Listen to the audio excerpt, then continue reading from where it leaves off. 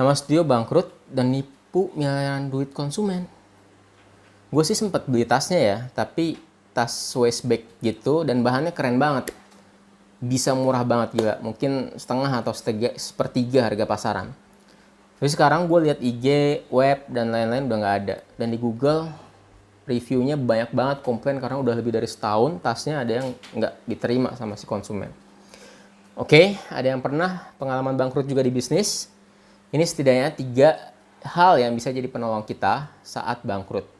Dan di akhir ada sedikit saran buat founder nama studio dan konsumen yang merasa ditipu di akhir video.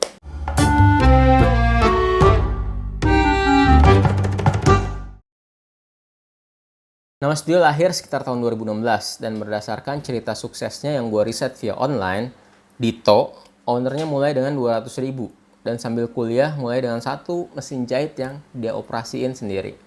Jahit sendiri, keren sih menurut gue. Dan yang rada mind blow adalah bisnis modelnya. Bisa jual tas bahan waterproof dengan harga nggak nyampe 100.000 dengan sistem leveling harga by waktu PO. Sampai akhirnya gue beli dan wow, oke banget nih buat harga segitu. Soalnya gue juga main bisnis tas souvenir, jadi kurang lebih tahu lah harga modalnya. Dan dia tipis banget. Gue nggak tahu detailnya ceritanya gimana, sampai akhirnya gue dapet kabar banyak konsumen udah lebih dari setahun nggak dikirim barangnya. Dan semua sosmed dan digital aset lenyap. Dikontak nggak dibales, dan didatangi kantornya pun tutup. Apakah ini tandanya bisnis nama studio sudah bangkrut? Salah satu alasan orang nggak memulai bisnis dari banyak alasan adalah takut dengan ketidakpastian. Salah satunya potensi tutup atau bangkrut di bisnis. Dan berdasarkan fakta, 80% dari pebisnis pemula tutup di 1 tahun pertamanya. Nah, padahal nama studio udah lebih dari 1 tahun, kok masih bisa bangkrut? Sebenarnya bangkrut bisa dicegah dengan ilmu, skill, mindset, attitude yang tepat dalam berbisnis, di mana dijalankan bisnisnya dengan manajemen dan sistem yang integrated di semua lini. Kalau untuk konteks nama studio, mungkin analisa gue terkait manajemen keuangan dan manajemen kontrol sistem terkait alur barang dan uang sebagai titik lemahnya, titik terlemahnya. Sehingga karyawan bisa ambil barang dan itu nominalnya gede banget. Tapi bangkrut pun bisa jadi karena faktor yang di luar kontrol kita. Misal, klien gagal bayar, kebakaran tempat usaha, digondol maling, resesi atau krisis, bencana alam, dan lain sebagainya.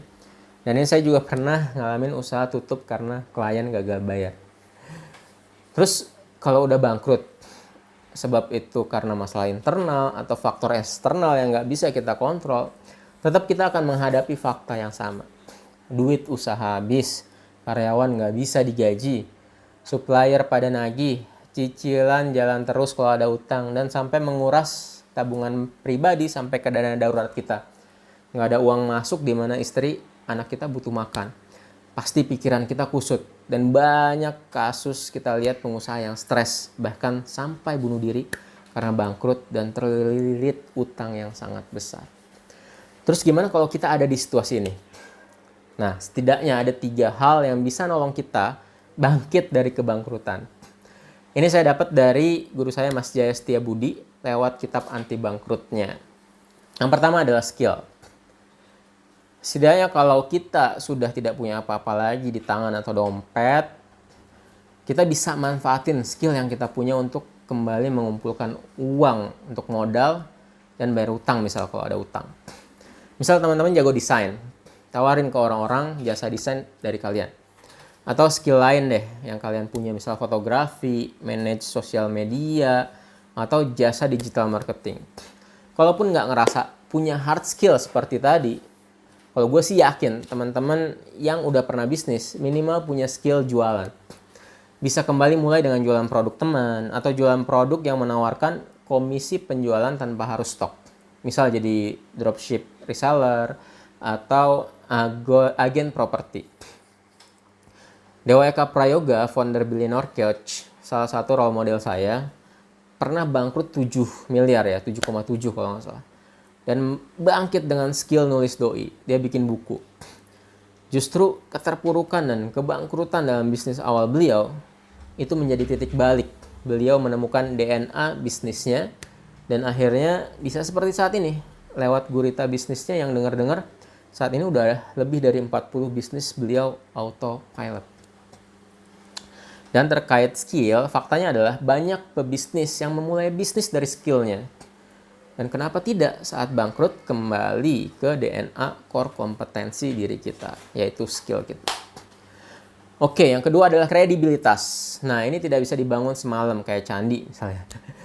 Perlu membangun track record selama tahunan sampai orang mengenal kita bahwa kita punya integritas dan kredibilitas. Nama kita adalah jaminan kita sendiri.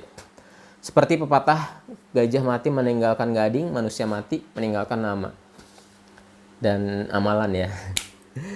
Maka dari itu, sedari awal kita bisnis atau lebih awal lagi ketika sudah balik, kita harus jaga nama baik kita, jujur, amanah, bertanggung jawab, dan lain sebagainya. Ketika saya memulai bisnis souvenir, pulpen, souvenir itu saya ambil ke daerah ASMK, Jakarta Kota. Awalnya saya ambil sedikit, terus kemudian saya ada project lumayan besar dan konsumen nggak DP ya karena instansi. Nah, saya coba terus terang ke beliau, saya kasih jaminan BPKB mobil. Dan alhamdulillah sampai saat ini hubungan kita masih baik. Semenjak saat itu Kohyongsan bahkan, ya cari ya namanya di ASMK Kohyongsan, itu kita bisa ambil barangnya dulu. Untuk kredibilitas saya tidak bisa memberi contoh yang lebih baik dari Rasulullah SAW. Beliau diberi gelar Al-Amin. Itulah kredibilitas yang beliau bangun semenjak kecil. Gilanya bahkan yang memusuhi beliau karena dakwah yang beliau emban, itu tetap mempercayai Rasulullah untuk menitipkan barang berharganya. Banyak juga kisah para pebisnis tangguh yang kredibilitasnya sudah diakui ketika bangkrut dengan mudah melakukan restrukturisasi hutang atau bahkan peminjaman modal kerja. Nah, yang ketiga adalah networking. Pepatah mengatakan kita adalah cerminan teman atau sahabat kita. Berarti networking kita adalah cerminan dari diri kita sendiri. Bisa jadi penyelamat kita di saat kita ada di posisi terendah, misal kebangkrutan, atau sebaliknya justru menertawakan dan hilang bak di telan bumi ketika kita butuh pertolongan. Jadi networking adalah bicara tentang kualitas bukan kuantitas. Bukan seberapa banyak teman kita, tapi seberapa berkualitas networking kita. Dan saya berpikir networking tidak berbanding lurus dengan hubungan kekeluargaan atau kekerabatan. Jangan pernah berpikir bahwa ketika ada masalah financial business, kita bisa datang ke orang tua, mertua, kerabat, dan lain untuk minta uang. Kalaupun terpaksa, sampaikan lewat aspek yang lebih elegan. Misal, Pak D kita ke Pak D bilang, saya boleh bantu jualan usaha soto Pak D, atau apapun yang konteksnya tidak meminta, tapi menawarkan bantuan. Saya malah termasuk aliran yang cukup ekstrim ya. Sebisa mungkin nggak pernah nawarin barang jualan ke keluarga. Takut mereka belinya tuh karena nggak enak. Nah, bisa jadi yang membantu kita tuh justru supplier kita dengan penangguhan pembayaran, atau teman di komunitas bisnis yang memberi modal barangnya untuk kita jualkan. Bahkan kompetitor yang ingin menciptakan ekosistem bisnis yang berkelanjutan. Sama seperti halnya Bill Gates ketika membantu Steve Jobs saat Apple mau bangkrut di 1997. Oke, jadi 3 hal tadi ya yang bisa menyelamatkan kita di titik kebangkrutan. Skill, kredibilitas, dan networking. Sesuai janji, karena saya termasuk yang seneng ngelihat banyak anak muda berbisnis, jadi saya rada sedih nih buat nama studio. Saran saya untuk ownernya, buat konferensi pers resmi tentang bagaimana kondisi bisnis kamu. Kontak satu persatu orang yang udah order dan belum sampaikan dengan transparan dan terbuka. Terus buat grup dan kabari update-nya terus-menerus.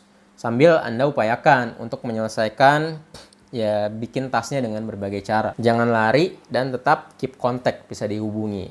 Saya pikir ini bisa jadi momentum titik balik jika ada etikat baik. Apalagi jika Anda datang secara personal ke orang per orang, bicara langsung, dan berusaha menyelesaikan satu demi satu.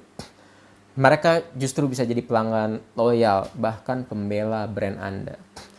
Buat para konsumen yang belum datang orderannya, saya pernah di posisi Anda, bahkan untuk nilai yang ratusan juta rupiah. Kalaupun Anda ingin somasi dan menempuh jalur hukum, mungkin effort dan biaya yang keluar bisa jadi lebih besar. Belum lagi waktunya. Langkah awal adalah mengikhlaskan. Mungkin berat ya, saya juga ngerasain. Apalagi jika Anda jadi reseller gitu, pakai duit orang. Tapi jika Anda bisa membantu menemukan foundernya, Anda bisa bicara baik-baik dan sampaikan apa yang bisa Anda bantu kepada dia. Karena kebaikan yang paling diingat oleh penerimanya adalah saat dia ada di titik terendah, titik terputus asa dalam hidupnya. Bisa jadi Anda menjadi investor di nama studio, yang akhirnya nama studio bisa berkibar lagi berkat bantuan Anda. Finally, 3 hal tadi adalah sarana semata. Tapi sama ketika bisnis kita sedang berkibar dan Allah yang maha memberi rezeki. Maka saat bisnis sedang diuji pun, kita juga punya Allah yang maha kasih sayang kepada hambanya.